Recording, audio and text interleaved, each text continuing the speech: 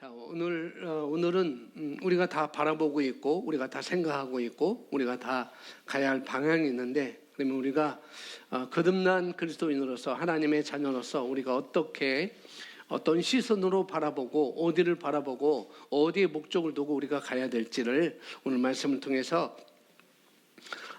보도록 하겠습니다. 성경은 오늘 많이 볼 겁니다. 이미 주보에 이 인물에 제가 다 써놨지만은 잘 보시면서 오늘 말씀을 잘 취하시기 바랍니다. 자, 보시면은 그리스도인의 완전함은 우리 거듭난 사람, 예수님을 영접한 사람의 완전함은 우리가 하는 일의 완전함에 있는 것이 아니라 그리스도의 비전이 있습니다. 그리스도의 비전에 있습니다. 그러므로 우리는 그분을 바라봐야 합니다. 우리가 하는 일에 완전함이 있는 것이 아니라 내가 어떻게 하고 이 일을 어떻게 하고 어떻게 이루고 어떻게 해야 될지 거기에 있는 것이 아니라, 우리의 완전함은 거기에 있는 것이 아니라 우리 예수 그리스도의 비전, 예수님께서 저와 여러분 어떻게 바라보시는지 거기에 있다는 거죠. 우리를 어떻게 십자가 위에서 예수님께서 우리를 어떻게 놓아주셨는지, 어떤 자로 우리를 임명했는지, 어떤 자라고 말씀하는지 거기에 있다는 것입니다.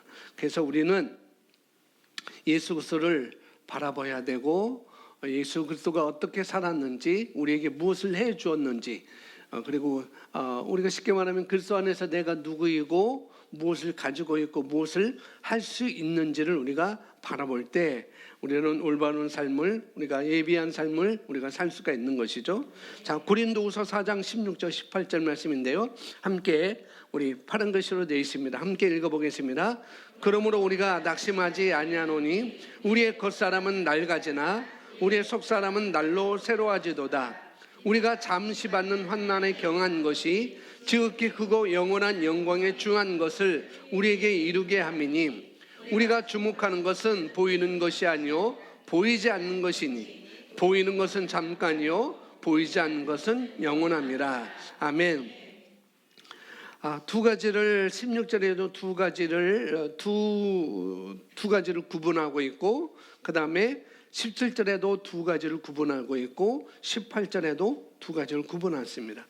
16절에는 겉사람과 속사람을 구분하고 있고, 겉사람은 낡아지나 겉사람은 자꾸 쇠퇴해진다는 거죠. 겉사람은 자꾸 늙어간다는 거예요. 그러나 속사람은 날로 새로워진다라고 이렇게 말씀을 하고 있습니다. 그러면서 우리가 이 땅에 사는데, 우리가 다 이 땅에 살잖아요. 이 땅에 발을 딛고 이 땅에서 이런 환경 가운데, 상황 가운데가 살아가고 있습니다. 많은 사람들과 교제하면서, 많은 사람들과 부딪히면서 우리가 살아가는데, 그런데 우리가 잠시 받는 환난에 경한 것이, 잠시 받는 환난은 경한 것, 아주 가벼운 거라는 거죠.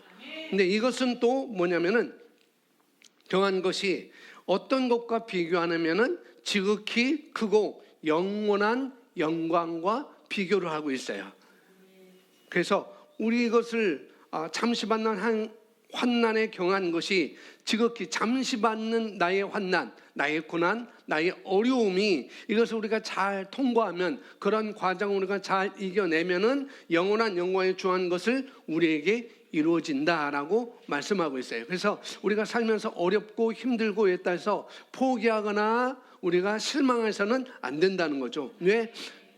더 중요한 것, 더 중요한 것이 우리에게 기다리고 있기 때문에, 우리에게 이루어지게 하려고 하기 때문에 우리는 거기에 우리의 시선을 두지 않고, 혼란과 어려움과 그런 상황에 우리의 시선을 두지 않고 영원한 곳에 우리가 시선을 둬야 된다라고 말하고 있습니다. 그럴 때 우리에게 이루어진다. 그러면서 18절에 우리가 주목하는 것은, 우리가 바라보는 것은, 내 시선을 어디에 둘 것인가, 그것을 말하고 있죠. 그것은 뭐냐? 보이는 것이 아니요 보이지 않는 것이니, 내 시선을 어디다 둘 거니? 보이는 것에 둘 것이니 보이지 않는 곳에 둘 것이니. 그러면서 보이는 것은 잠깐이야, 보이는 것은 잠깐이지, 그러나 보이지 않는 것은 영원한 거야 라고 이렇게 말씀을 하고 있습니다. 그래서 우리가 주목하는 것, 사람은 이 자연적인 것, 이 물리적인 영역에 살면서 그 물리적인 영역을 안 바라볼 수가 없는 거죠. 우리 시선을 거기에 두지 않을 수가 없어요. 그러나 영원히, 이것은 잠시 있는 거라는, 이건 영원한 것이 아니라는 거예요. 그래서 이 물리적인 영역에 우리가 이 땅에 살고 있지만은 여기에 시선을 고정하고 사는 사람이 있는가 반면에, 오늘 말씀은 그거예요. 근데 이렇게, 그러니까 우리가 생각할 때 자연적인 환경 가운데 있는 내 감각적인 눈으로, 우리의 감각적인 눈으로 자신을 바라보고 상황을 바라보고 사는데, 그런데 성경 뭐라냐? 보이는 것들이 있는데 그것은 잠깐이야 라고 말하고 있어요. 그러니까 보이는 것은 잠깐이라는 거예요. 그러니까 그것이 다인 것처럼 그렇게 살아가는 사람이 있는 반면에, 어떤 사람은 보이지 않지만 뭐예요? 그것은 영원하기 때문에 그것을 붙들고 살아가는 사람이 있다고 이렇게 말을 하고 있는 것이죠. 구약의 인물 가운데 아주 잘 이 말씀과 보이는 것을 따라가는 사람과 보이지 않는 것을, 영원한 것을 따라가는 사람을 아주 성경에서 잘 보여주고 있죠. 보이지 않는 것을 따라가는 사람 누구예요? 아브라함이잖아요. 아브라함. 성경에서는 그 아브라함에 대해서 하나님께서 내가 지시할 땅으로 갈 때 그 아브라함은 보이지 않지만 갈 바를 알지 못하고 그는 나갔다라고 이렇게 말씀을 하고 있습니다. 그래서 우리는 아브라함처럼, 그래서 아브라함이 보이는 것을 따라가는 것이 아니라 보이지 않는 것을 따라감으로 말미암아 아브라함은 복을 받았어요. 땅의 복을 받았고, 자녀의 복을 받았고, 물질의 복을 받았고, 다스리는 복을 받았습니다. 그것은 우리에게 보여준 것이죠. 그래서 우리도 보이는 감각을 따라 살아가는 것이 아니라 하나님의 말씀을 기반으로, 하나님께서 뭐라고 말씀하셨는지 그 하나님의 말씀을 기반으로 모든 생각이 우리는 준비돼야 된다라고 말씀을 하고 있는 것이죠. 그래서 사도 바울은 골로새서 3장에서 그렇게 말씀했어요. 땅의 것을 생각하지 말고 위의 것을 생각하라 라고 말씀하고 있습니다. 그러니까 우리의 시선을 어디에 두느냐, 내 시선을 어디에 둘 것이냐라고 이렇게 하는 것이죠. 그래서 오늘 제목이 우리가 시선을 둘 곳이 어디인가, 내 시선을 어디에 둘 것인가, 그런 것이죠. 그래서 우리가 이 땅에 살면서 어떻게, 어디에 목표를 두고 살아야 되는가, 그것을 오늘 말씀을 통해서 보겠습니다. 자, 히브리서 8장 5절 말씀인데요, 우리 함께 읽어보겠습니다. 그들이 섬기는 것은 하늘에 있는 것의 모형과 그림자라.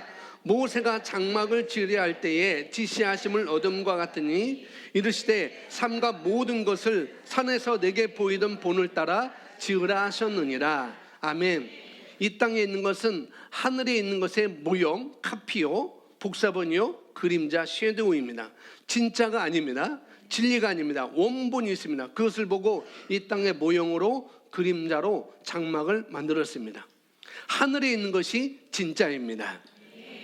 예, 그래서 우리가 이 땅에 살면서 어디에 목표를 두고 살아야 되는지, 진짜의 목표를 둘 것인지 아니면은 가짜의 목표를 둘 것인지, 영원한 것에 목표를 둘 것인지, 잠깐에 있는 것에 두고 우리가 목표를 살 것인지, 땅의 것에 목표를 두고 살 것인지, 위의 것에 목표를 두고 살 것인지, 그것을 성경은 우리에게 늘 말해주고 있습니다.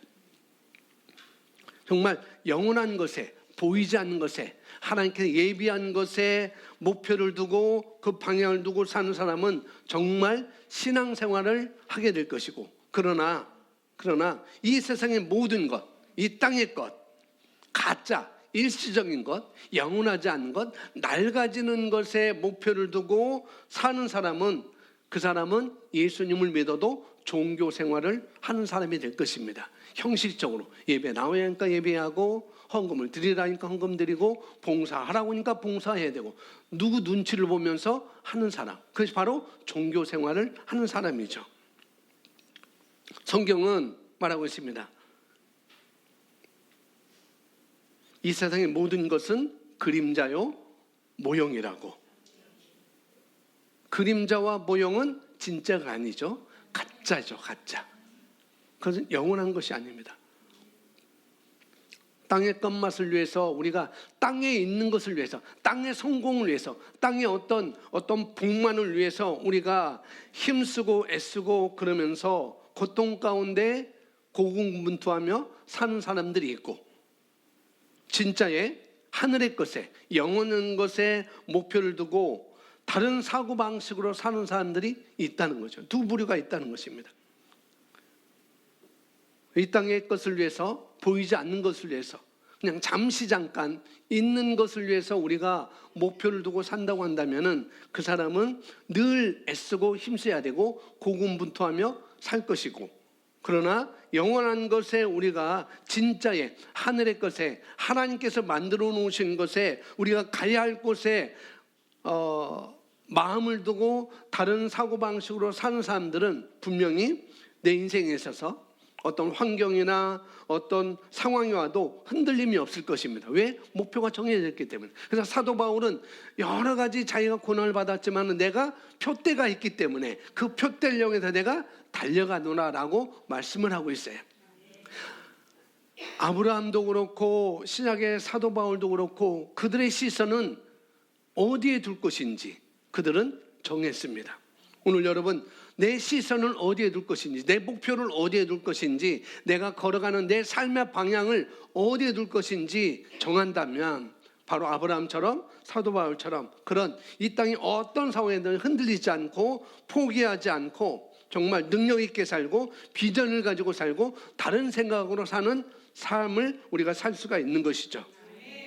오늘 내가 정하지 않았다면 내 삶을 어떻게 살지, 어디에 두고, 어디에 목표를 두고 내가 살지 내가 정하지 않았다면 오늘 정해야 하는 것이고, 오늘 결단해야 되고, 목표를 정한 사람이라면 어떤 상황이든지 우리가 흔들리지 않고 신앙생활을 해야 되는 것이죠.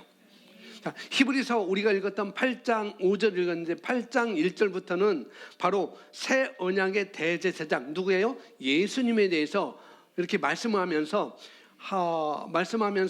이 히브리서 기자가 성소, 이게 대제사장이 예수님이다 라고 말하면서 대제사장이 섬기는 성소에 대해서 지금 설명을 8장 5절부터 쭉 설명을 하고 있는 건데요. 예수 그리스도를 말하면서 예로 성소, 성막, 다른 말로 성전에 대해서 이렇게 말을 하고 있어요. 여기 보니까 삼가 모든 것을 산에서 내게 보이던 본을 따라 지으라 하셨느니라. 하나님께서 모세에게 모세를 시내 산에 불러줘서 율법을 주면서 하나님께 뭔가를 보여주었다는 거예요. 그리고 모세가 보여준 것 따라서 산에서 내려와서 성막, 성소를 짓는데 이 모세가 마음대로 짓지 않았어요. 자기 생각대로 짓지 않았어요. 왜? 하늘에서 보여준 그 본대로 이 모세는 본을 따라서 헬라어로 보면은 이 본을 따라라고 하는데 티푸스라고 견본이 있었다는 거예요. 그 변도를 따라, 그러니까 우리가 건물을 지을 때도 뭐가 있어요? 설계도가 있잖아요. 설계도 없이 짓는 집은 하나도 없습니다. 설계도를 가지고 집을 짓는 것이죠. 이것처럼 하나님께서 모세를 통해서 너는 이제 성막을 지어라, 성전을 만들라라고 할 때 뭐예요? 그냥 짓는 게 아니라는 거죠. 하나님께서 보여준 대로. 그래서 그들이 이 땅에 있는 사람들이 섬기는 것은, 이스라엘 백성들이 섬기는 것은, 제사장들이 섬기는 것은 어디에 있는 거예요? 하늘에 있는 것이라고 말씀하고 있어요. 하늘에 있는 것에 무엇입니까? 그들이 섬기는 것은 하늘에 있는 것의 모형과 그림자다라고 말하고 있죠. 그래서 이 땅에 있는 것은, 우리가 살고 우리가 발 디딛고 우리가 보고 있는 이 감각적인 이 물리적인 영역에 있는 것은 하늘에 있는 것의 모형, 카피예요. 카피. 그리고 그림자, 사본입니다. 카피, 복사본. 여러분 가서 어디 금융권이나 어디 제출할 때 뭐예요?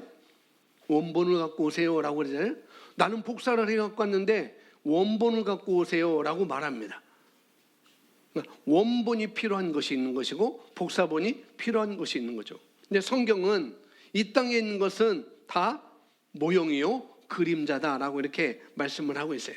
그림자는 참이 아니죠. 진짜가 아닙니다. 하늘에 있는 것이 진짜입니다. 모세가 그것을 보고, 시내산에서 모세가 그것을 보고 그대로 장막을 만든 것이죠. 하늘에는 진짜 성소, 하늘에는 진짜 성소, 새 예루살렘이 있습니다. 이 말씀을 왜 기록하게 하셨는가?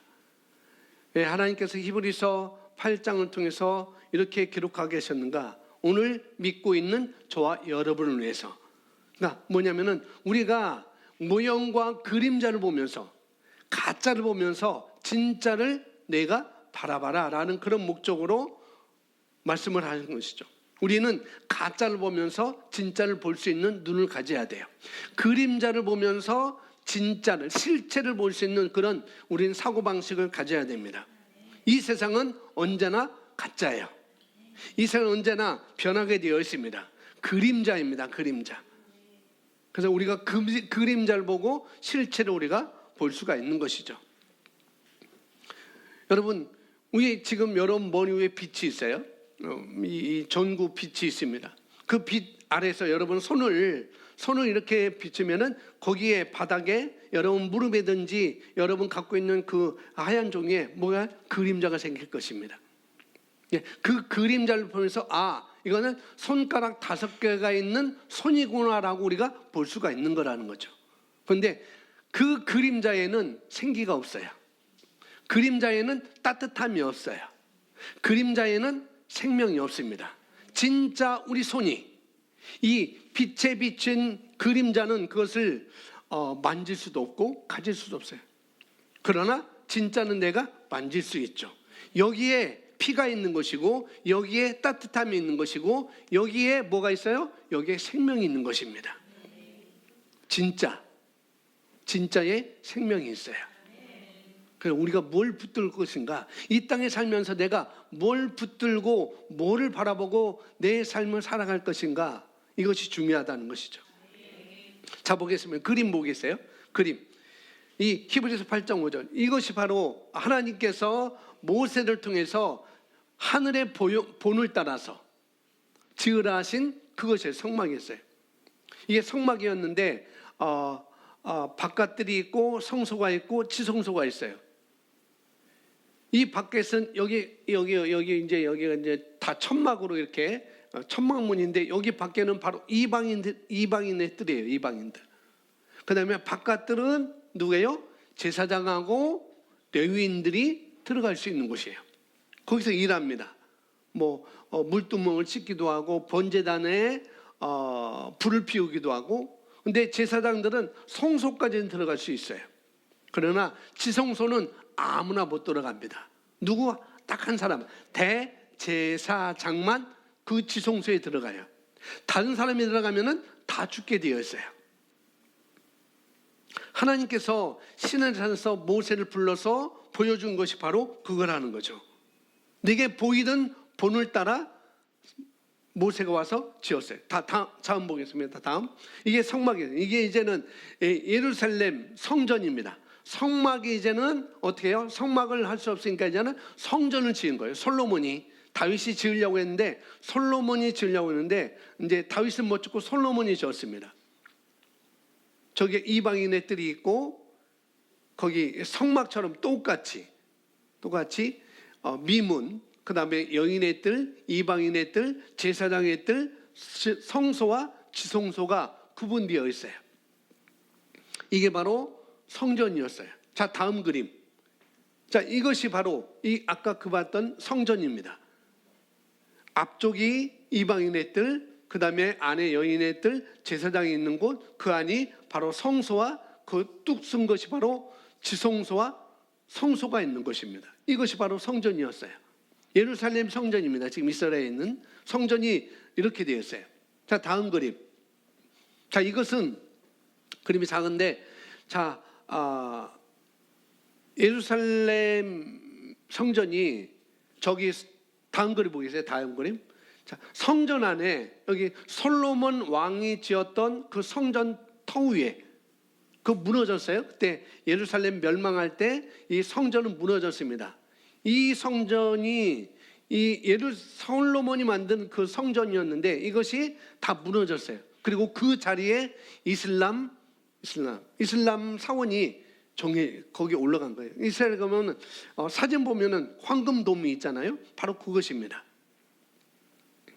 뭐 이것은 이해를 돕기 위해서 보여준 건데, 자 이제 됐습니다. 자 본론 들어와서 하나님께서 이렇게 성막과 성전과 이런 것들을 다 어떻게 모형과 그림자로 이 땅에 만들게 하셨다는 거죠. 다 그것입니다. 그래서 이 땅에 있는 것은 모형과 그림자인 것이죠.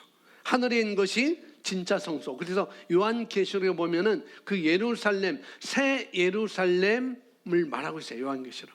하늘에 있는 새 예루살렘에 우리가 다 들어가게 될 것이다 라고 이렇게 말을 하고 있죠. 이 말씀을 왜 히브리서 8장을 통해서 왜 기록하셨는가? 저와 여러분을 위해서 기록하신 거라는 거예요. 왜? 모형과 그림자를 통해서. 잠시 성막이 지금 없잖아요. 만들어 놓긴 만들어 놨지만은 지금 누구나 다 들어갈 수 있어요. 성전도 만들어 놓겠지만 이제 이슬람 사원으로 해서 막아서 아무나 못 들어가자면 제한적이지만은 그런 이슬람 사람들은 다 들어갈 수 있어요. 근데 기독교인들은, 유대인들은 못 들어갑니다. 그것이 영원한 것이었다면은 파괴되지 않았겠죠. 그래서 왜 이 말씀을 우리에게 주시는가? 뭐냐면은 가짜를 보면서 잠깐 있을 거 보면서 영원한 것을, 진짜를 바라보라고 이렇게 우리에게 말씀하신 것입니다. 아멘. 모세가 하늘에서 보여준 것으로 보고 이 땅에 성소를, 성막을 만들었습니다. 성막이 있는데 이방인의 뜰이 있고, 그 다음에 여인의 뜰이 있고, 제사장의 뜰이 있고, 대제사장이 들어갈 수 있는 곳이 있었습니다. 지성소에는 다 들어가지 못하죠. 딱 한 사람만 들어갑니다. 그러니까 진짜는 하늘에 있는데 이 땅에는 모형과 그림자로 해요. 진짜는 하늘에 있는데 하나님 나라가 이와 같다는 거예요. 하나님 나라가. 그래서 하늘에 있는 것의 모형과 그림자로 만들게 했습니다. 모형이 왜 있는가? 그림자가 왜 있는가? 실체를 바라보라고. 실체가 있음을 깨달으라고 이렇게 봤어요. 그래서 모세가 성막을 지었는데 단지 진짜 성전의 그림자만, 모형만 보고 만든 것입니다. 진짜 성전은 하늘에 있습니다. 예루살렘, 새 예루살렘. 노래 중에도 새 예루살렘에 대한 그런 거룩한 성에 대한 복음성가가 있잖아요. 거룩한 성. 그래서 성탄절 때 보면은 뭐 거룩한 성을 굉장히 많이 부르고 그래요. 자, 이 땅에 있는 성전은 가짜요, 모형이요, 그림자인 것입니다. 그러나 가짜, 그림자, 모형을 통해서 알 수 있는 것은 중요성. 왜 이것을 우리에게 보여주시는가? 왜 우리에게 말씀을 보여주시는가? 가짜를 보면 진짜를 볼 수 있고 알 수 있다는 거예요. 이 세상은 언제나 가짜입니다. 하늘에 있는 것의 모형과 그림자일 뿐이에요. 카피본이에요. 섀도우입니다. 모형을 보면 진짜로 우리가 알 수 있습니다. 모형과 그림자를 통해서 진짜로 우리가 알 수 있는 것이죠. 왜 모형과 그림자를 만들으셨는가? 진짜를 바라보고 내가 살아라. 진짜가 있지 않느니? 그림자가 아니고 진짜가 있지 않니? 그래서 너는 진짜를 보고 이 땅에서 살아야 되지 라고 우리에게 보여준 것이죠. 그래서 우리가 천국 가지 않고도 우리가 천국을 알 수 있어요. 예수님 뭐라고 해요? 하나님 나라가 어디 있어요? 천국을 보여주시니까 천국은, 하나님 나라는 여기 있다 저기 있다 할 것이 아니고, 여기 이 땅에 있다 저기 하늘에 있다 할 것이 아니고 내 마음에 있는 거야. 그렇게 말씀하는 거예요. 우리 마음의 상태가 어떠냐에 따라서 우리가 천국의 삶을 우리가 살 수가 있는 것이죠. 아멘. 그래서 우리가 천국에 가지 않고도, 천국 가지 않고도 천국에 대해서 우리가 충분히 알 수 있어요. 오늘 이 말씀을 통해서 정말 우리 시선이 이제 땅의 것만, 이 땅의 것만 내가 바라보고 이 땅의 것만, 이 땅의 삶은 이 땅의 삶만 우리가 바라보고 살았다면 이제는 이 땅의 삶만 아니고 그 다음 삶이 있구나, 이 생에 저 세상에 삶이 있구나라고 우리가 보고 살 수 있어야 되겠습니다. 아멘. 그래서 우리가 사고방식이 바뀌어야 돼요. 뭐 죽으면 그만이지 절대 아닙니다. 죽으면 그 다음 세상이 있어요. 믿는 자는 하나님 나라에, 하늘나라에 가는 것이고, 믿지 않는 자는 마귀, 사단, 귀신들을 위해서 예비된 지옥에 가게 되어 있습니다. 다 가게 되어 있어요.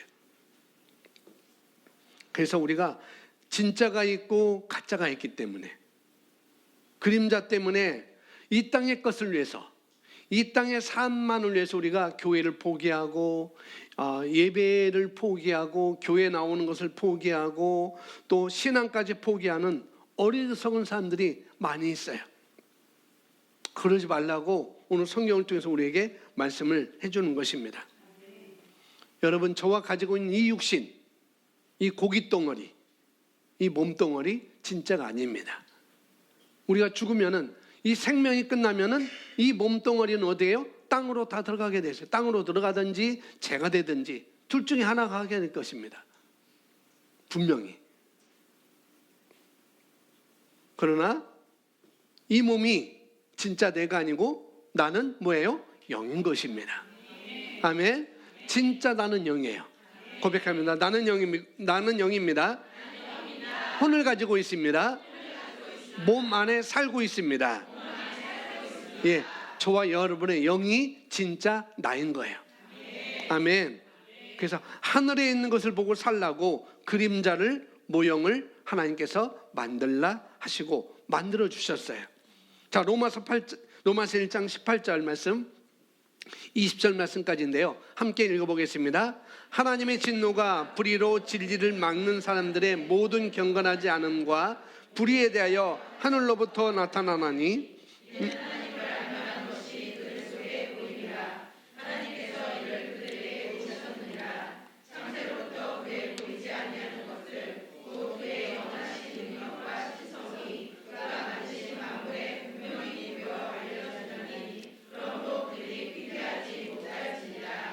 예, 로마서 1장 16절에 이 복음은 모든 믿는 자들에게 구원을 주시는 하나님의 능력이다라고 말하면서 17절에 그러므로 믿음으로, 의인은 믿음으로 말미암아 살리라라고 17절에 말해요. 복음을 믿고 우리는 사는 것이다 라고 말하면서 그 당시 이렇게 말씀했는데, 로마에 있는 교인들이, 로마에 있는 유대인들이 복음을 듣고도 복음으로 살지 않고, 복음이 살리는 것인데, 믿음으로 말미암아 우리가 사는 것인데, 의인은 믿음으로 말미암아 사는데 그것이 아니었던 것이죠. 그래서 사도 바울이 18절에 말하는 거, 하나님의 진노가, 이제 우리가 복음에는 하나님의 능력이 있고 구원하는 능력이 있는데, 그것을 보여주셨는데, 그것을 통해서 우리에게 복음을 주셨는데 그들이 받아들이지 않았다는 거죠. 그래서 하나님의 진노가 불의로 진리를 막는 사람들의 모든 경건하지 않음과 불의에 대하여, 불의로 진리를 막는 사람들, 그 불의에 대해서 하늘로부터 나타나나니, 이는 하나님을 알만한 것이, 하나님을 뭐한 것이, 알만한 것이 그들 속에 보입니다. 하나님께서 이를 그들에게 보이셨으니 창세로부터 그의 보이지 아니하는 것들, 곧 그의 영원하신 능력과 신성이 그가 만드신 만물에 분명히 보여 알려졌나니, 그러므로 그들이 핑계하지 못할지니라 라고 말하고 있어요. 모든 만물에, 모든 피조물 속에 뭐예요? 하나님을 알만한 것들을 다 숨겨 놓으셨다는 거예요. 다 집어 넣으셨다는 거예요. 그래서 그가 만드신 만물에, 피조물에, 모든 창조물에 분명히 보여 알려졌나니, 그러므로 그들이 핑계하지 못할지니라. 하나님은 이 땅에 있는 모든 피조물을 그냥 만드신 것이 아닙니다. 보기 좋으라고 만드신 것도 아니에요. 물론 보면 우리가 좋죠. 가을에 단풍, 겨울에 설산 얼마나 보기 좋습니다. 여름에 그 진노색의 푸른 그 산 얼마나 보기 좋아요. 그러나 하나님은 보기 좋으라고만 만드신 것이 아니라는 거예요. 만물 속에 무엇을 넣어주셨어요? 무엇을? 하나님을 알만한 것들을. 하늘에 있는 것을 만물을 통해서 우리가 볼 수 있다는 것이죠. 그래서 하나님은 우연히 만든 것은 하나도 없습니다. 이 땅에 있는 모든 건 모형과 그림자요, 가짜인데, 진짜가 아닌데, 영원한 것이 아닌데 하늘에 있는 것을 그 속에 다 넣어두셨다는 거예요. 그래서 우리가 만물을 보면서 이 땅에 있는 것을 하나하나를 보면서 어디에 있는지, 영원한 것이 어디에 있는지 미리 알 수가 있다는 것입니다. 여러분, 이 땅의 이동도, 이 땅에서 이동하는 것도 능력에 따라 이동하는 거잖아요. 어떤 사람은 부산 가는데 자전거 타고 가는 사람이 있고, 뭐 지금 있어요, 뭐 그 자전거 매니아들. 어떤 사람은 오토바이 타고 가고, 어떤 사람은 수용차를 타고 가고, 어떤 사람은 비행기를 타고 갑니다. 이 땅에서 이동도 능력에 따라 다 다른 것이죠. 하늘나라도 그와 같다는 거죠. 하늘나라도. 이처럼 그 나라에서도 능력이 다 다르겠구나라고 우리가 알 수 있는 거라는 거죠. 그래서 땅에서 보여지는 것은 다 이유가 있습니다. 뭐라고요? 보이지 않는 것을, 실체를 바라보라고. 그림자를 통해서, 카피, 모형을 통해서 실체가 있다는 것을 바라보라고 이 땅에 다 만들어 놓으신 것입니다. 하나님은 영이십니다. 그 하나님께서 우리를 영적인 존재로 창조하셨어요. 우리는 새로운 피조물이고 우리는 영입니다. 그분이 우리를 말씀으로 낳았었습니다. 그래서 마태복음 23장 9절에 이렇게 말씀하고 있어요. 땅에 있는 자를 아버지라 하지 말라. 너희 아버지는 한 분이시니 곧 하늘에 계신 이시니라.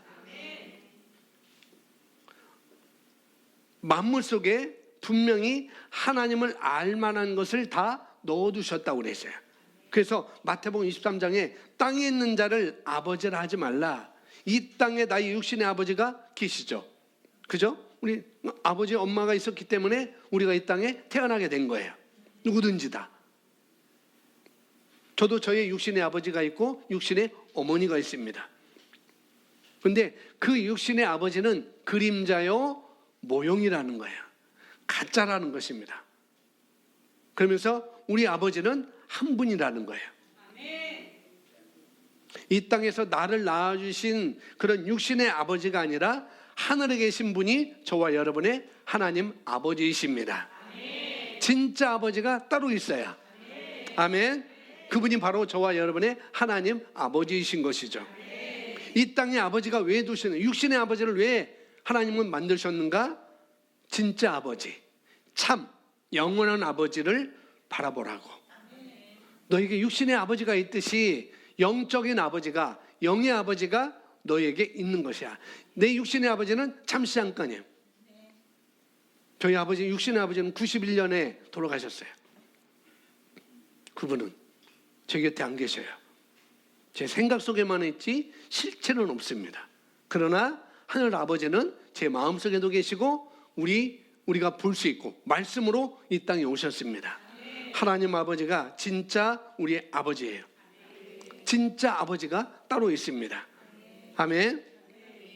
그래서 우리가 이 땅에 육신의 나의 아버지를 보면서 뭐예요? 진짜 아버지, 참 아버지, 하늘에 계신 분이기 때문에 하늘에 있는 것의 모형과 그림자로 육신의 아버지를 보여주신 거라는 거예요.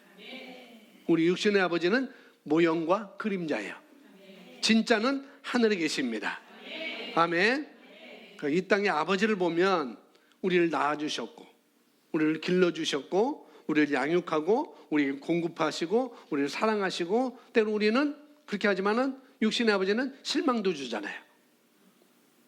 슬픔도 주고.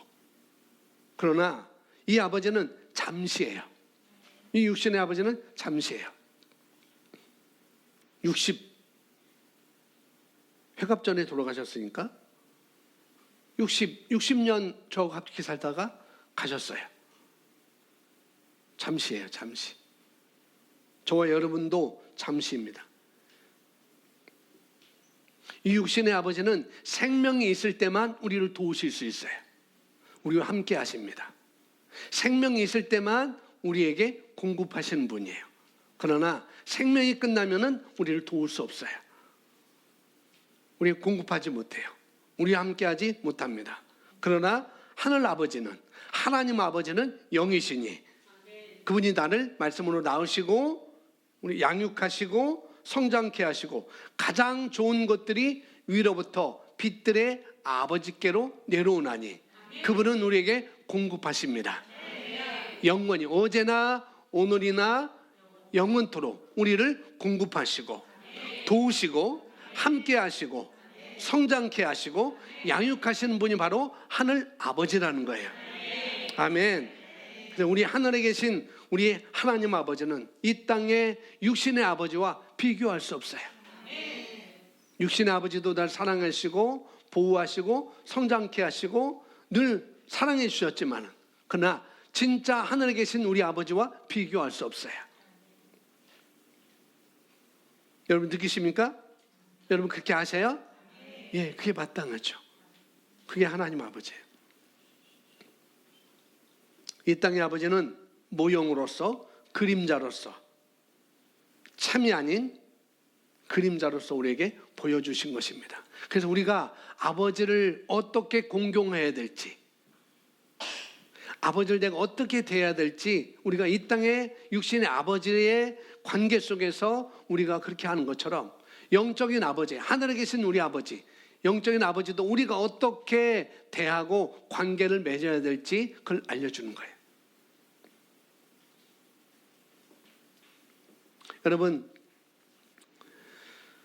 이 땅의 육신의 아버지나 육신의 신랑을 잘 보면 하나님 아버지를 잘 볼 수 있고 우리의 영원한 신랑이신 예수님을 우리가 볼 수가 있습니다. 이 땅에 있는 여러분의 신랑은 그림자예요. 모형입니다. 영원히 함께하지 못해요. 그래도 있을 동안은 잘 사랑하고 섬기고 존중하고 순종해야 되겠죠. 그러니까 신랑과 신부의 관계가 바로 그런 거예요. 성경에서는 영원한 신랑은 우리 예수님이라고 말씀하고 있습니다. 요한계시록에서 그래서 혼인잔치 기약이 이르렀다고 그랬어요. 우리가 다 예수님의 신부가 되는 것입니다. 그래서 이 땅에 있는 것은 진짜가 아니라는 것 여러분 아셔야 돼요. 아멘. 이 땅의 아버지나 신랑보다 육신의 신랑보다 훨씬 좋은 진짜 아버지, 진짜 신랑이 있습니다. 아멘. 그래서 우리가 명절 때나 뭐 생신 때나 뭐 어버이날 때나 우리가 선물을 싸가지고 고향에 계신 부모님을 찾아가잖아요. 그죠? 많이 찾아가요. 뭐 오늘도 찾아간 분도 계시지만 그렇게 찾아갑니다.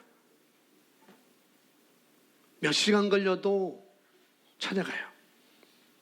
고흥까지, 대천까지, 순천까지, 광주까지, 나주까지 몇 시간 걸려도 찾아가요.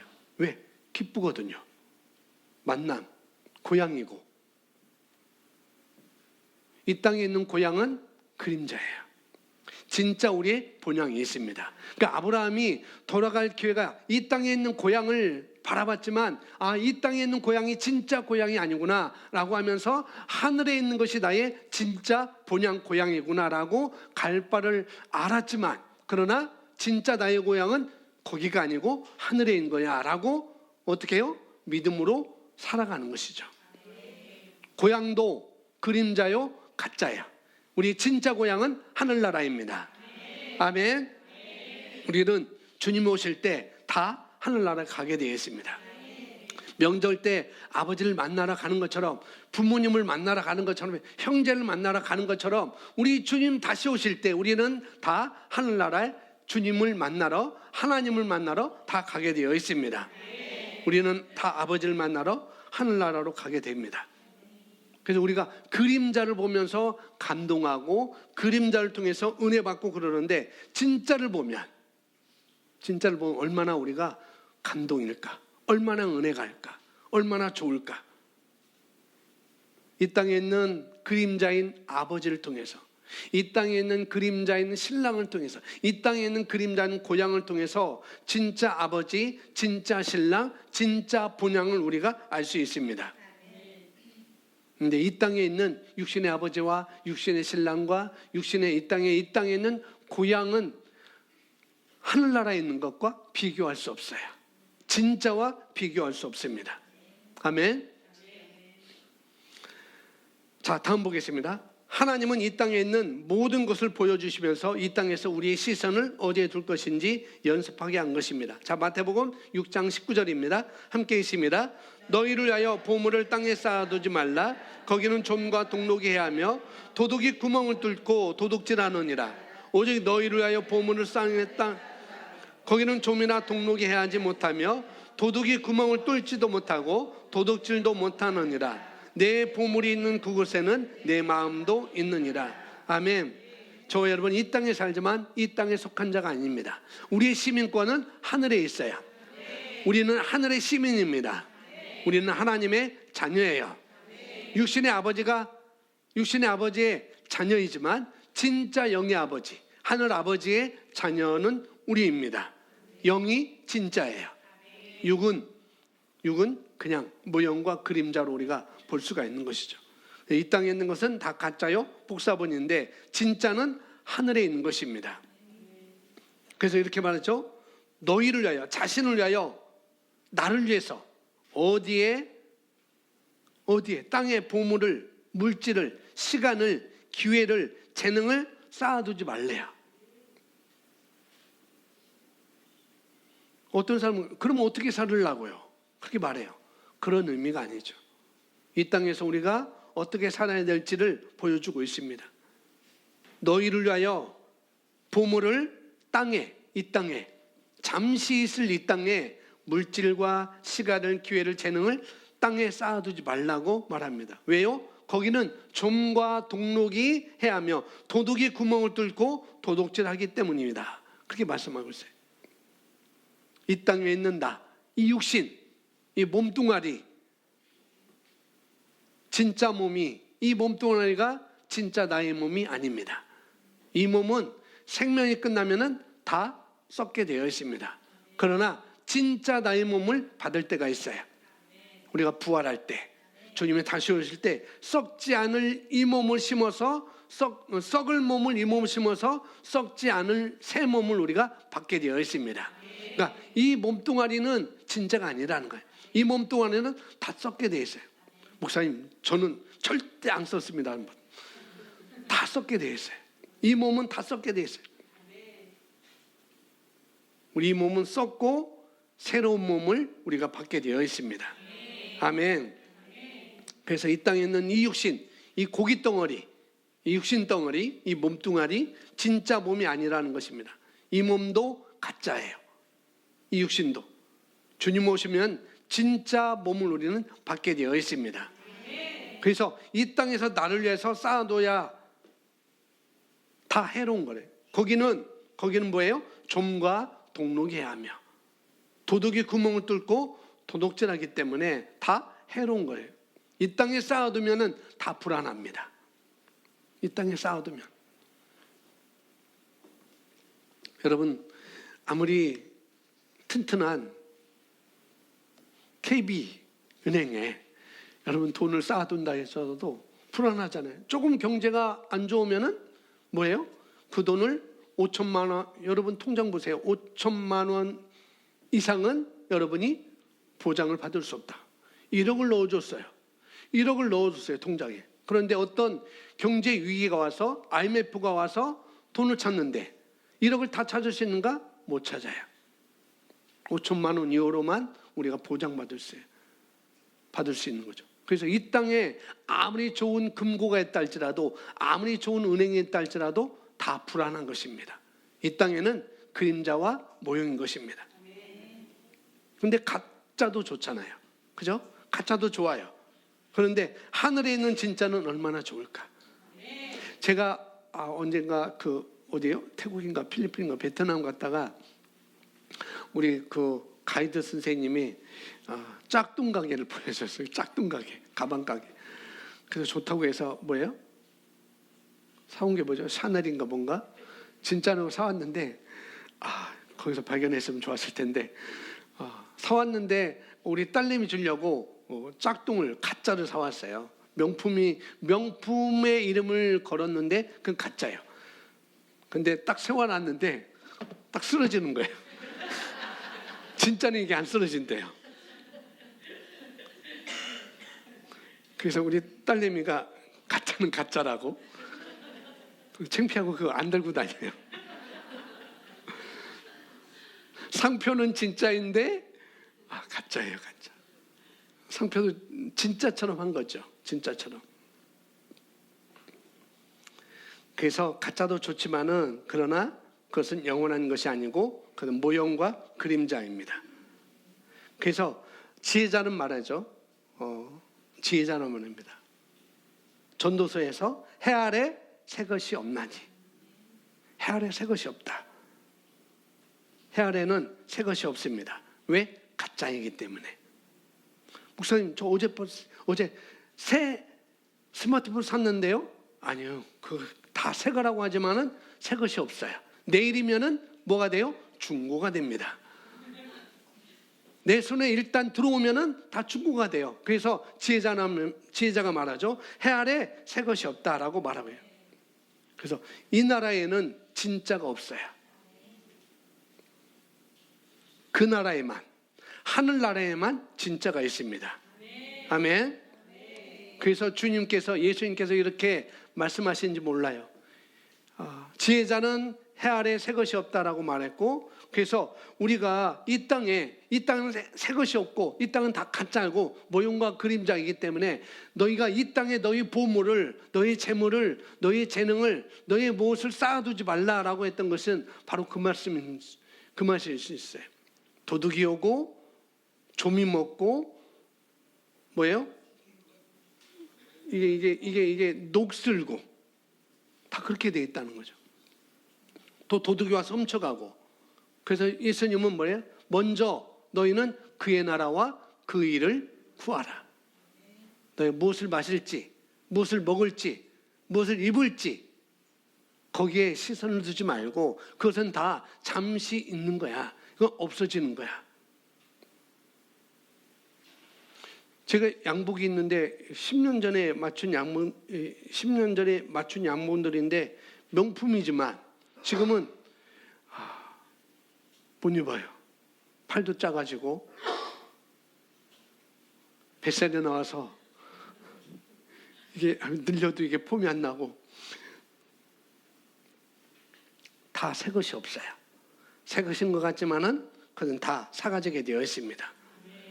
먼저 그의 나라와 그 일을 구하라. 우리 시선을 어디에 둘 것인지 분명히 말씀을 하고 있는 것이죠. 이 땅의 보물도 이 가짜, 그림자, 땅에 쌓아두면은 좋은 거지만, 이 땅에 있는 보물도 좋은 것이지만, 보석도 물질도 좋은 것이지만 땅에 쌓아두면 다 불안하게 되어 있어요.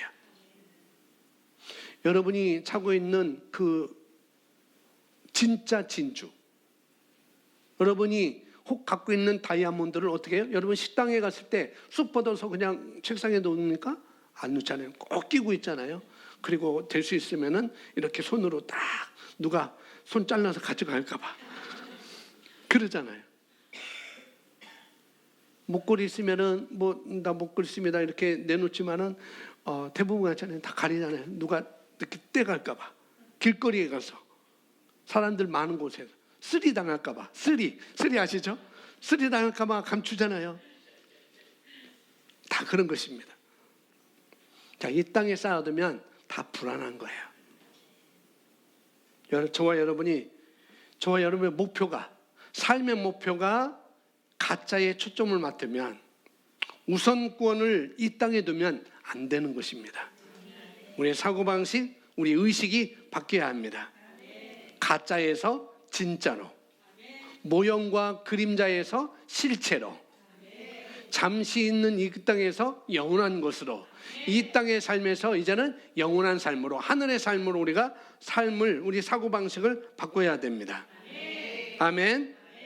그래서 20절에 너희를 위하여 진짜 나를 위해서, 진짜 나를 위해서 보물을 하늘에 쌓아두라. 거기는 좀이나 동록이 해하지 못하며 도둑이 구멍을 뚫지도 못하고 도둑질도 못하느니라.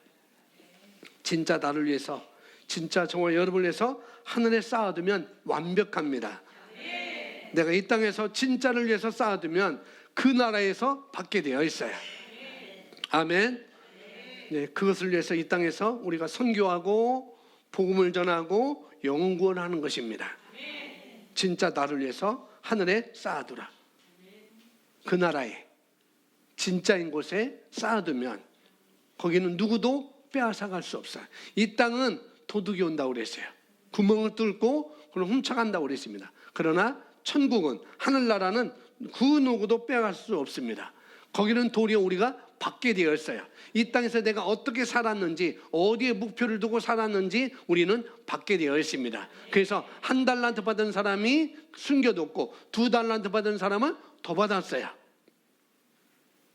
자기가 이 땅에서 일한 것 4달란트, 4달란트를 받고 또 받았습니다. 5달란트도 10달란트 남겨서 그걸 다 받고 하나님께서 또 그에게 뭔가를 맡겨주셨어요. 거기는 더 불어나게 되어 있습니다. 거기는 복리예요, 복리. 여기는 마이너스. 거기는 쌓아두면 누구도 빼앗을 수 없습니다. 우리는 더 받게 되어 있습니다. 보물을 쌓는 곳, 창고, 금고. 이 땅은 그림자의 금고이고 그림자의 창고입니다. 진짜 창고는 하늘에 있습니다. 아멘. 21절에 그래서 내 보물이 있는 그곳에는 내 마음도 있느니라. 마음이 어디 있느냐는 거죠. 이 땅에 내 보물을 쌓아두고 있다면 땅에 마음이 있는 것이고, 잠시 가짜의 마음이 있는 것이고, 그림자의 마음이 있는 것이고, 하늘에 내 보물을 쌓아두고 있다면 내 마음이 하늘에 있는 것입니다. 그래서 우리가 무엇을 하든지 복음을 전하는 성도, 제자를 만드는 제자, 교회를 세우는 교회로 우리가 산다면 하늘을 위해서 우리가 사는 것이죠. 아멘. 진짜 하늘의 목표를 두고 산다면 어떤 상황과 환경에서도 흔들리지 않고 실망하지 않고 우리는 살 수 있어요. 그렇게 산다면 하나님께서는 책임져 주십니다. 그래서 우리는 지금부터 하는 거예요. 이 땅에서만을 위해서, 이 땅만을 위해서 사는 사람들은 이 80억 인구 중에 거의 90%는 다 빼앗으려고 합니다. 자기 다 움켜쥐려고 해요. 그러나 10%는 주려고 하고 나누려고 하고 심으려고 하는 사람들입니다. 진짜 나를 위해서 80억 인구 중에 90%는 가짜인 나를 위해서, 그림자인 나를 위해서 살지만 거기에 10%는 진짜 나를 위해서 사는 사람들입니다. 그래서 모형과 그림자를 보고 진짜를 바라보는 시각을 우리는 가져야 됩니다. 마태복음 9장 18절입니다. 18절 함께 읽습니다. 예수께서 시작.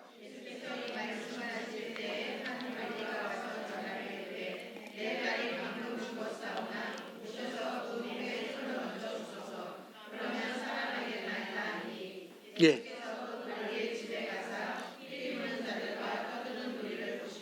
이르시되 물러가라. 이 소녀가 죽은 것이 아니라 잔다 하시니 그들이 비웃더라. 아멘. 자, 이 말씀 뭐냐?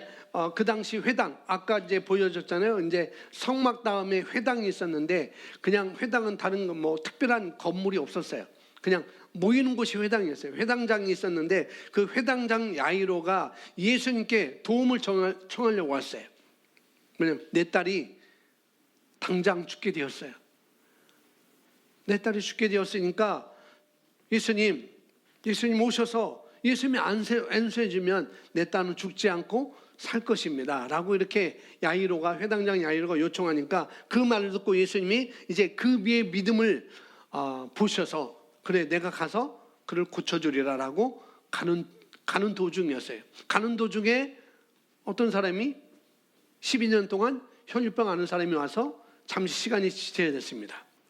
그런 시간이 지체되는 시간에 예수님께서 그의 관리의 집에 가서 피리부는 잠시 지체됐는데 그 집에 사람들이 와서 당신 딸이 죽었어요.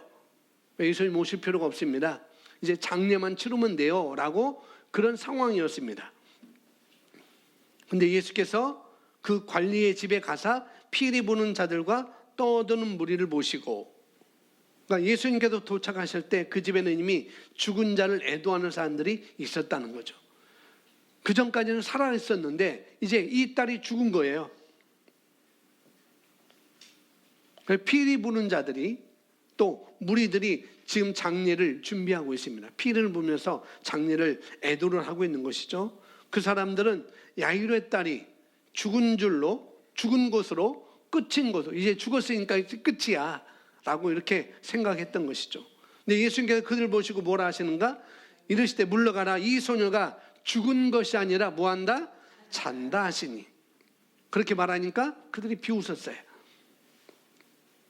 예수님께서 죽었으니 이제 소망도 없고 이제 장례 준비하는 그들에게 물러가라 하시면서, 이 소녀가 죽은 것이 아니야, 이 딸이 죽은 것이 아니야, 뭐라고 하셔요? 죽은 것이 아니라 잔다라고 말씀해요. 그러니까 예수님은 우리의 죽음도 뭐예요? 가짜라는 것입니다. 죽으면 다지 아니에요. 우리는 다 다시 일어나게 되었습니다. 이 소녀가 죽은 것이 아니라 잔다. 예수님은 죽은 것을 죽음으로 보지 아니하신 분입니다. 여러분, 오늘 저녁에 여러분 분명히 다 잠을 잘 거예요. 그죠? 안 자는 사람은 없습니다. 1시간이라든지 다 잠을 잘 거예요. 그것이 먼저 아내가 먼저 자든지, 아니면 딸이 먼저 자든지, 아들이 먼저 자든지, 아니면 아내가 남편이 먼저 자든지 다 우리는 자게 되어 있어요. 자는 권사님이 자는 기원이를 보면서, 기원아 너 왜 자니? 자지마 일어나야 돼 라고 하나요? 아니에요. 안 깨우죠. 왜? 내일 아침에 분명히 일어날 것이니까. 자면은 일어나게 되어 있습니다. 그러니까 예수님이 지금 이 소녀가 죽은 것이 아니라 잔다라고 말씀하고 있어요. 왜? 다시 사는 것인가. 자, 우리는 부활이 있습니다. 아멘. 그러니까 요한복음 11장에도 예수님이 똑같은 말씀하시죠. 이 사람이, 나사로가 죽은 것이 아니라 다시 이 사람은 자고 있다. 자, 자고 있는 나사로를 우리가 깨우러 가자라고 이렇게 말씀하시죠. 지금 이 사람이 죽으면 반드시 부활하기 때문에 예수님은 그 소녀에게 죽은 것이 아니라 잔다라고 말씀하시죠. 그래서 우리의 죽음도 다 그림자예요. 모형인 것입니다. 믿는 자는 죽는 것이 없습니다. 아멘. 예수님은 나를 믿는 자는 죽어도 살겠고 살아서 믿는 자는 영원히 죽지 아니하리라 라고 말씀합니다. 믿는 자는 죽는 것이 없습니다. 아니, 믿든지 안 믿든지 다 우리는 죽는 것이 아니고 자는 거예요. 다 예수님 재림하실 때 믿는 자든 믿지 않는 자든 다 무덤에 다 일어날 것입니다. 아멘. 그래서 사람은 죽는 것이 아니에요. 이 몸만 벗고 가는 것입니다. 이 몸은 진짜 내가 아니에요. 나는 영이에요. 아멘. 그래서 죽음이 아니고 우리는 자는 것입니다. 그래서 예수님께서 피리 부는 자들에게, 곡하는 자들에게, 장례를 준비하는 자들에게 울고불고 하지 말고 물러가라 라고 하신 것이죠. 죽은 것이 아니고 잔다라고 하셨습니다. 왜? 다시 깨어날 것이기 때문에. 주님이 다시 오실 날 우리는 다 살아나게 되어 있습니다. 우리보다 먼저 이 세상을 마감한 모든 분들도, 그리고 앞으로 죽을 우리들도 예수님 오실 때 우리는 다 살아나게 되어 있습니다.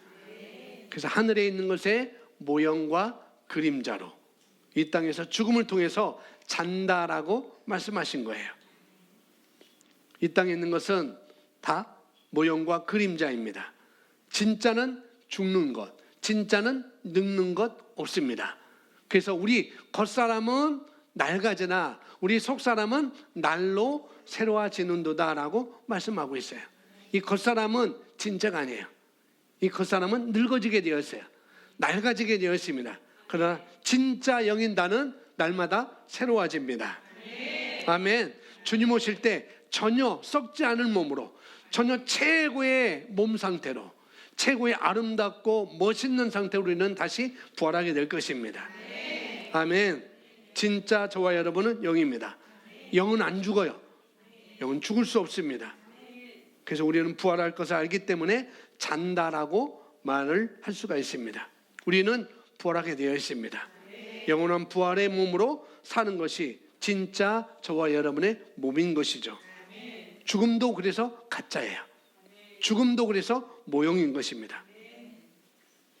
그래서 우리는 날마다 자고 일어나는 그런 연습을 우리가 하는 거예요. 오늘 또 자게 될 것이고, 그날 아침에 다시 일어날 것이고, 또 자게 될 것이고, 또 일어날 것이고, 우리는 그런 연습을 이 땅에서 하는 것입니다. 자, 다음 보시면은 예수님은 거짓 선자를 주의하라고 하십니다. 마태복음 7장 15절 함께 있습니다. 거짓 선자를 삼가라.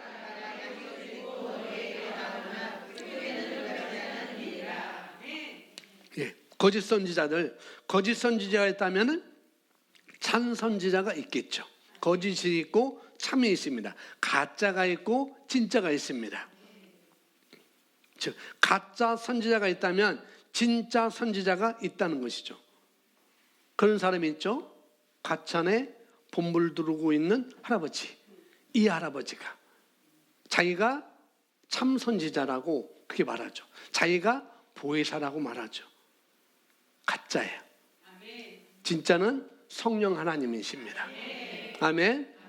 참 선지자는 예수님이셔야. 아멘. 근데 과천의 그 할아버지는 자기가 진짜라고 합니다. 거짓 선지자예요. 그래서 성경은 거짓 선지자들 조심하라는 것입니다. 거짓 선지자를 말하는데 뭐냐? 양의 옷을 입고 뭐예요? 속에는 노략질하는 일이라. 거짓 선지자를 늑대라고 이렇게 말하고 있어요. 예수님께서 우리가 늑대와 양을 모를까 봐 그렇게 구분하는가? 아니라는 거죠. 거짓 선지자 늑대가 양의 옷을 입고 우리에게 다가오면 그게 양인지 늑대인지 이리인지 참 선지자인지 거짓 선지자인지 모르듯이 진짜는 알지 못한다는 거예요. 이 땅에서. 그럼 어떻게 할 수 있는가? 그 사람이 늑대인지 거짓 선지자인지 참 선지자인지 이 땅에서 우리가 알 수 없어요. 그러나 알 수 있는 방법이 있어요. 그 겉모습 보면 알 수 없지만은 그러나 어떻게 하는가? 16절에 그들의 열매로 그들을 알지니 가시나무에서 포도를 또는 엉겅퀴에서 무화과를 따겠느냐. 뭐냐? 열매를 보면 알게 된다는 거죠. 그것이 양인지 늑대인지 거짓 선지자인지 참 선지자인지 뭘 보면? 열매를 보면 알 수 있다는 거예요. 진짜는 겉과 속이 다르지 않습니다. 진짜는 변하지 않아요. 아멘. 진짜는 겉과 속이 다르잖아요. 가방 얘기했잖아요. 진짜인 줄 알고 샀는데 넘어지다는 말이죠. 왜? 가짜이기 때문에. 진짜는 여러분 한번 사보세요. 베트남 갔어요. 우리가 베트남 갔었는데 맞죠? 베트남 가서 샀는데 가짜 명품 사는데 알려달라고 하면 알려줄 거예요. 그래서 사오세요. 그리고 진짜 하나 또 사시고 한번 비교해 보세요. 진짜와 가짜는 다르게 되어 있어요. 그 열매로 그들을 알게 됩니다. 가짜가 넘어지더라니까요. 가짜는. 그래서 열매를 보면 알게 되어 있습니다. 늑대. 이 늑대라면 분명히 양을 잡아먹겠죠. 빼앗아갑니다. 도둑이 오는 것은 도둑질하고 죽이고 멸망시키는 것이요. 빼앗아간다는 거죠. 그러나 양은 꼴을 찾아다니고 젖을 내어줍니다. 우리에게 우유를 주는 거죠. 우유를. 그리고 그것을 우리에게 자라나게 합니다. 그래서 이 땅에서 거짓 선지자를 구별할 수 있는 방법은 그들의 열매로 그들을 알지니 열매를 보면 알게 된다는 거예요. 그러면서 또 나무에 비유하죠. 가시나무에서 포도를 또는 엉겅퀴에서 무화과를 따겠느냐. 진짜는 겉과 속이 뭐예요? 다르지 않다는 것입니다. 진짜는 변하지 않습니다. 나무 속에 진리를 넣어주셨어요. 좋은 나무는 좋은 열매를 맺을 것이고 나쁜 나무는 나쁜 열매를 맺을 것이고 그림자 속에 모형 속에 이 땅에 있는 곳에 진짜를 볼 수 있도록 하나님께서 만들어 주셨습니다. 아멘. 사람을 나무로 비웠어요. 나는 참포도나무요 너희는 가지니. 나무로 비유하시죠. 자, 마태복음 7장 17절에 이와 같이 좋은 나무마다 아름다운 열매를 맺고 못된 나무가 나쁜 열매를 맺나니. 그래서 이 땅에 좋은 나무가 있고 나쁜 못된 나무가 있습니다. 그림자를 통해서 알 수 있도록 진리를 넣어주셨다는 거죠. 열매가 잘못된 것은 나쁜 나무이기 때문에 그런 것이고, 그래서 우리 주님이 우리를 아는 방법이 있어요. 어떻게 할까요? 열매를 보면 알 수 있습니다. 좋은 열매. 거짓과 참은 열매로 알 수가 있는 것이죠. 진짜를 위해서 사는 사람과 가짜를 위해서, 모형과 그림자를 위해서, 이 땅의 것만 위해서 사는 사람은 그 열매로 알게 되어 있어요. 18절에 좋은 나무가 나쁜 열매를 맺을 수 없고 못된 나무가 아름다운 열매를 맺을 수 없느니라. 아름다운 열매를 맺지 아니하는 나무마다 찢겨 불에 던져지라. 이러므로 그들의 열매로 그들을 알리라. 진짜를 위해서 살면 그 열매를 우리는 맺을 수 있습니다. 그래서 땅에 있는 열매만 맺고 사느냐, 그러니까 땅에만 뭐 돼지처럼, 개처럼, 돼지는 킁킁거리고 땅에만 쳐다봅니다. 개도 킁킁거리고 땅에만 쳐다봐요. 이처럼 땅에 있는 열매만 위해서 사느냐, 아니면은 하늘에 있는 열매를 보고 우리가 살 것이냐, 그것을 말씀하고 있어요.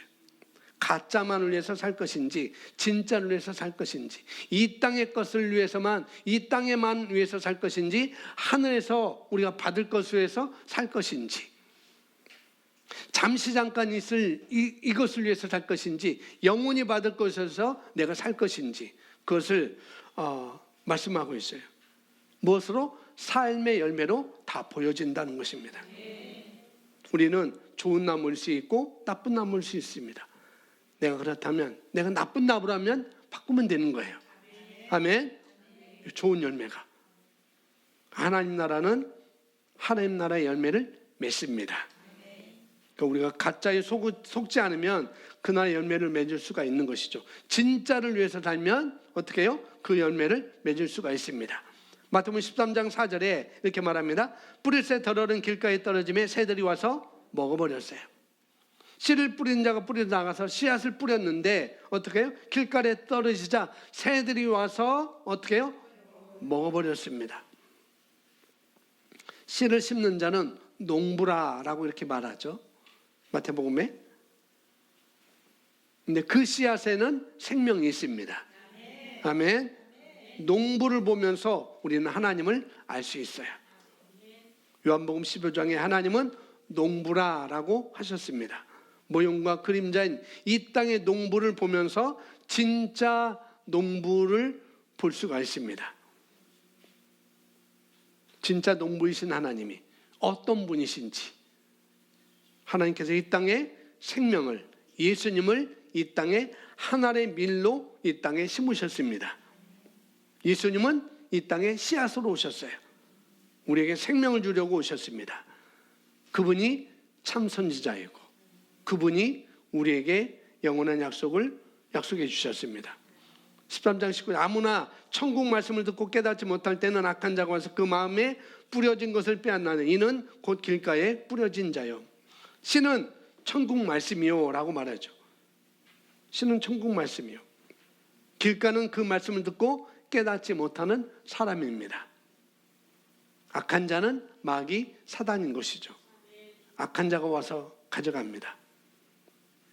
오늘 말씀을 듣고 정말 내 삶의 방향이, 내 목표가 들었음에도 불구하고 이 땅에만을 위해서, 내가 이 땅에 60만을 위해서 산다면, 그러면은 길가에 떨어진 사람처럼 악한 자가 와서 빼앗아 갈 것이고, 하늘에 목표를 두고 방향을 두고 내 삶을 살아간다면 거기는 빼앗을 자가 없습니다. 거기는 아주 보장되어 있습니다. 아멘. 그래서 우리가 정말 내가 어떻게 이 땅에 살아가야 될지 그것이 중요한 것이죠. 내가 가짜 때문에, 내가 그림자 때문에, 모형 때문에, 잠시 잠깐 있을 그것 때문에 내가 정말 영원한 것을 잃어버릴까. 그래서 성경의 마태복음 24장 25절 뭐라고 해요? 정신 차리고 깨어있으라라고 말씀하고 있습니다. 사단은 예수님 우리에게 생명을 주러 오시지만 사단은 우리가 이 땅에서 천국의 삶을 못 살게 하기 위해서, 천국의 삶을 누리지 못하기 위해서 사단은 온다는 것이죠. 그래서 우리가 이 복음을 듣고 이 복음이 중심이 되어서 생각과 말과 행동을 바꾸어야 하는 거예요. 충분히 바꿀 수 있습니다. 마음을 새롭게 함으로 변화를 받아. 우리는 바꿀 수 있는 것까지 하나님은 다 주셨어요. 우리 마음을 주셨어요. 우리 생각을 주셨어요. 생각만 바꾸면, 마음만 바꾸면 너는 되는 거야. 이제까지 내가 땅만 바라보고 살았다면, 이 땅에 너희 60만을 위해서 살았다면 바꾸면 되는 거야. 마음을 새롭게 함으로 하늘의 것을 바라보면서, 내가 하늘의 삶을 바라보면서, 천국의 삶을 바라보면서, 부활의 삶을 바라보면서 산다면은 우리는 이 땅에서도 흔들리지 않고 어떤 어려움 속에서 승리하는 삶을 살아갈 수가 있습니다. 아멘. 히브리서 10장 1절 14절 이것은 율법과 복음에 대해서 말하는데, 율법은 장차올 좋은 일의 그림자일 뿐이요, 율법도 그림자라는 거예요. 율법도, 제사장도 그림자인 것이고, 우리 예수님이 뭐예요? 복음이 진짜인 것이고, 예수님이 진짜인 것이고. 아멘. 예수님이 진짜 새 언약의 대제사장으로 우리에게 오셨습니다. 아멘. 그로 말미암아 우리가 영원히 온전하게 되었느니라 라고 히브리서 10장 14절에 말하고 있습니다. 그가 거룩하게 된 자들을 한 번의 제사로 영원히 온전하게 하셨느니라. 우리는 예수 그리스도가 오심으로 말미암아 새로운 사람이 되었습니다. 새로운 피조물이 되었습니다. 예수님의 그림자가 바로 율법이었어요. 율법은 그림자요. 그림자를 보면서도 우리가 구약 사람들은 복을 받았어요. 지금도 그림자, 율법을 보면서 유대인들은 복을 받고 있습니다. 진짜가 아닌 그림자인 율법을 보면서 진짜 실체, 복음을 소망하라라고 말하고 있는 것이죠. 이 땅에서 우리가 영원한 것을 위해서 살 것인지, 아니면은 잠시를 위해서 살 것인지, 진짜를 위해서 살 것인지, 가짜를 위해서 살 것인지, 위의 것에 마음을 두고 살 것인지, 이 땅에만 마음을 두고 살 것인지, 오늘 생각이 바뀌어야 되고 말이 바뀌어야 되고 우리 행동이 바뀌는 그런 삶이 되기를 예수님의 이름으로 축복합니다. 아멘. 하나님께서 이 땅의 모형과 그림자를 보여주시면서 진짜를 보고 삶을 바꿀 수 있는 그런 기회를, 그런 말씀을 우리에게 주셨습니다. 내가 그런 삶으로 살겠습니다 라고 하나님께 여러분 결단하시기 바랍니다.